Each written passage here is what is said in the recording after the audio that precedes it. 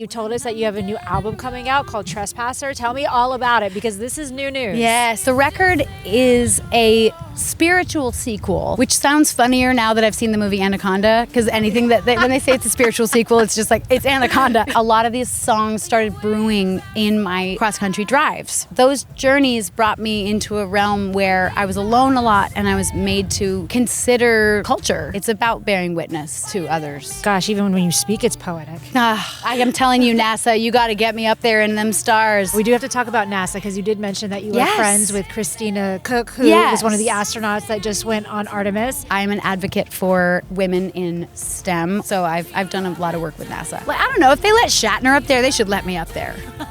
Give me 6 months in space and I will give you an album that answers the question. I don't know what the question is. What is life? Yeah. She just dropped her new album, Medicine. She is a Grammy-nominated artist, and she is known as one of the best live performers in music. And we've got her right here on Three Chords in a Podcast. I'm your host, Tamara Dia, and today we are joined by Grace Potter. Do you love me? Do you love me now? Do you love me? Do you love me now? Do you love me? Did you ever even like me a little? Do you love me? You know, we are in Napa, and what would Napa be without a glass of wine in hand? I mean, you caught me drinking, but it's somebody literally just walked up to me and handed me the most incredible. I mean, look at the legs on this wine. See how it's dripping down very slowly? That's how you know. Viscosity. Yeah. So I only learned about this because I hung out briefly with some fancy people who care about this stuff. It's like music or poetry or anything else. You have to learn to slow down and appreciate it, and I think I was accidentally forced to do that just as this interview was starting. You're forcing me to, too. So we're both learning some new Napa rules here. But thank you for waiting for me while they did that. Honestly, it was such a pleasure because I got to listen to your set. And more importantly, you told us that you have a new album coming out called Trespasser. Tell me all about it because this is new news. Yes. I actually never have announced the title of the record until right here on site. This is the scoop. Exclusive. You're getting the scoop. Tell us everything. The record is a spiritual sequel, which sounds funnier now that I've seen the movie Anaconda, because anything that when they say it's a spiritual sequel, it's just like, it's Anaconda. Yeah. So honestly, though, if Mother Road was Anaconda 1, this is Anaconda 2. Okay. It's a spiritual sequel in that a lot of these songs started brewing in my cross-country drives. Mm-hmm. And the reason I drive cross-country is because I live half the time in Topanga Canyon, California, and half the time in Mad River Valley, Vermont, which is where I was born. Mm-hmm.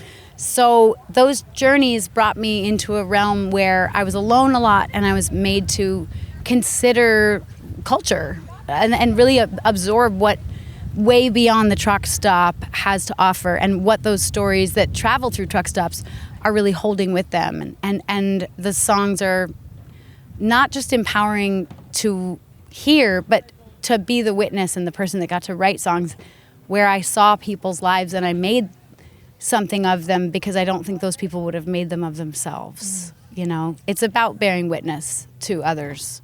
Yeah. I mean, gosh, even when you speak, it's poetic. I am telling you, NASA, you got to get me up there in them stars. Oh, I can make some words. Okay, we're going to get to your single in a second, but we do have to talk about NASA because you did mention that you were friends with Christina Cook, who was one of the astronauts that just went on Artemis. Yes. And then you kind of volunteered yourself to go into space too. Yeah. So tell me about this. Well, I'm very, very dear friends with Jessica Meir. In fact, she's the honorary godmother of my son. Oh. Jessica Meir is the commander of Crew 12. They're up on the International Space Station. The only reason I got to know Christina was because Christina had to throw Jess's baby shower. And what's funnier than a rock star throwing a baby shower? An astronaut throwing a baby shower. It's really funny. Like, there's very, very little that you would consider that is related to what you would see in a regular baby shower for both rock stars and astronauts. So we end up in this beautiful chasm of powerful women doing really amazing things and trying to also honor somebody for going through this incredible process called creating a life. Mm-hmm.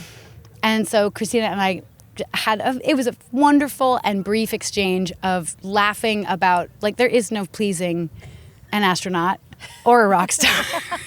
So let's just do it somewhere cool and bring the coolest people that we possibly can. And Christina is a wonderful person, but Jessica Meir was the person who brought us together.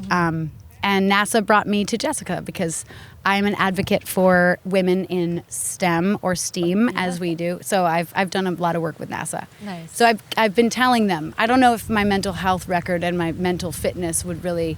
I don't know if they let Shatner up there. They should let me up there.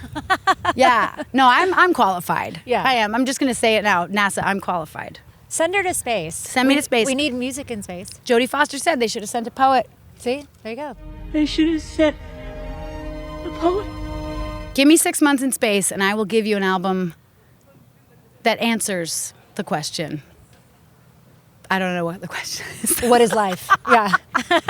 The question. Yeah. Well, let's talk about your single. Is it Do You Love Me, Do You Love Me Not? It's called Love Me Not. Okay. And it's a real departure for me because it's a really personal song. It happened over the course of a very short window of time where we had to kind of pick the songs that were going to be on Trespasser. And I thought about every song that makes me feel like I had to step out of not just my comfort zone, but like everybody's comfort zone in order to understand something. Not like I'm pushing the barriers just to push them, but really like, let's push up against this and scratch our backs on this tree and see what's really going on under here. Yeah. And most of the time what's going on under there is that most people aren't paying attention to why the rules got set to begin with or why an opinion was created to begin with. And then we sort of codify into the people that believe something, or our belief systems are the detours that are built into a road system. Like when a road is under construction, you don't expect those orange cones to stay there forever. But in our minds and in our hearts, sometimes those orange cones do stay there forever. So this record is really asking the question, what if those roads weren't there? And what if you had to find your way over the mountain anyway? And every song on this record, but specifically Love Me Not, is that question. And it's a really musical illustration of that question because it begins in one way and sounds like one thing. And then it transitions pretty drastically, which you didn't necessarily hear that version of it today. But if I had a band with me, you would understand. It's like if the International Space Station came crashing down in the middle of a Sade song. Oh my God, that sounds amazing. Yeah. It's the best description ever. But like an International Space Station that got stuck in New Orleans for a week and a half, and they're drunk, and then they land on us. Ooh, I'm excited for that. Tell me, do you love me? Do you love me now? Do you love me? Do you love me now? Do you love me? Did you ever even like me a little? Do you love me? Do you love me now? It's a departure. It's a wildly different song for me than what people are used to hearing. And when is Trespasser set to release? Trespasser isn't coming out until August 21st. Okay, great. But we will be dribbling and drabbling all of my trespasses and everyone else's trespasses over the course of the summer while I'm on tour with Chris Stapleton and Zach Brown and my music festival in Vermont. I have You have a lot coming up. a lot. And then I know you just released Medicine again after you were talking about traversing mountains. That was kind of a mountain for you to traverse. Can you talk about that? There's a little bit of diplomacy that you have to have, which I've never had. And that's probably why it took 18 years to put that record out. That's why you're so likable, is because you don't have diplomacy. I don't have diplomacy because I don't have anything to gain from asking someone to do something they don't want to do. And when I made that record, I wanted to, and T-Bone wanted to. But if there was any part of me that felt like there was a pressure cooker or a authenticity that wasn't being represented, I don't want to push someone into an inauthentic place. And in this case, I realized it was Disney. So it's probably okay. Like I could probably just say, hey, it's been 18 years. Can we check on that authenticity again? And they were like, oh no, let's do that. They were wonderful and really receptive. Honestly, I miss my years at Disney. It presented me with some of the most amazing musical breakthroughs I've ever had, because to be handed a script and be given the opportunity to tell a story through song, you get 2.5 minutes to save the movie or ruin the movie. You really do feel this, there's a wonderful symbiosis that happens with everybody else that's been involved. And you really feel that you're anchored to a creative force that is bigger than you. And I think that's what happened with Medicine, is that I knew it was bigger than me. And I was maybe too young to understand that when we made the record.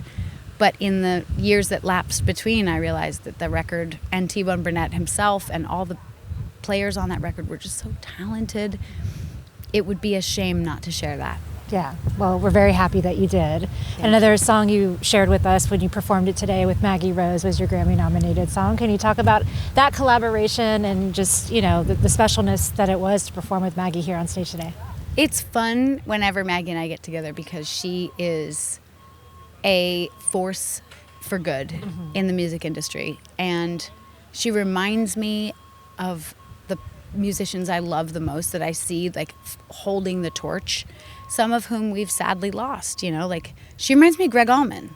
Oh. Yeah, like she's just ratcheted into her absolute space with an understanding of how she can nurture the truth underneath the sound, because I think it's easy for a male voice, guitar, band to not find necessarily the nuances in it, and it maybe sounds a little more like we don't know where we're going with this, but we just want to keep playing vintage music. She's not vintage. Yeah. She's absolutely modern, and she's completely reframed the concept of what it means to be a modern blues rock singer with a tinge of country, tinge of gospel, tinge of soul. But breaking the rules isn't really what she's interested in. She follows them, which is really helpful for me because I like it when she's like, we need to rehearse. It's good for me, because I don't do that. It's funny, you did your sound check on stage in front of everyone. Yes, absolutely. Yes, and I didn't know that her husband was going to play cajon, which is so funny. I've never seen him play cajon. It was great. It was awesome. The only time you're ever sorry is when you're sorry for yourself. Oh, it's not about me. No, you can't see what you can't see.